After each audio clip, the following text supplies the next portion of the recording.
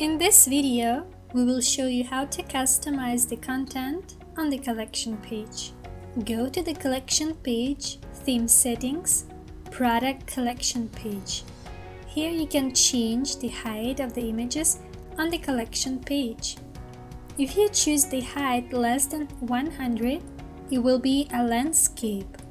100, a square image, and more than 100, it will be a portrait. You can also resize the images by selecting one of the options here. This is an auto size, this is contain, cover, stretch by width. Now let's change the image height to square and select the size stretch by height. As you can see, the first image has a bad quality in particular heights and sizes. In order to avoid that, make sure that your product images are big enough. If you want your product images to have round corners, you can use the scale. Let's put it on maximum, and here we go. Round corners.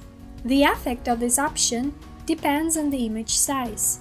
If you want the second image to be displayed on hover, simply enable this option. You can also decide what labels should be shown by enabling or disabling them here. In the elements, you can configure the product's information, for example, center it under the product's image, decide what exactly should be shown before the title, for example, product type, vendor, collections, or nothing. Here is the whole possible information that may be enabled or disabled. Let's disable all of it, and this is what we have got. We'll bring the information back now. In the section Elements for List Mode, you can decide what information should be displayed in the list mode. Now we want to add a product carousel to this collection. So we go to Theme Settings Collection page and enable the Product Carousel section. Now we can go to Sections Product Carousel and add a collection. Let it be Trending Now. You can give it a title if you want to. The title can be generally disabled if such need arises. You can change the content width from box to full. The size of the columns can be changed as well.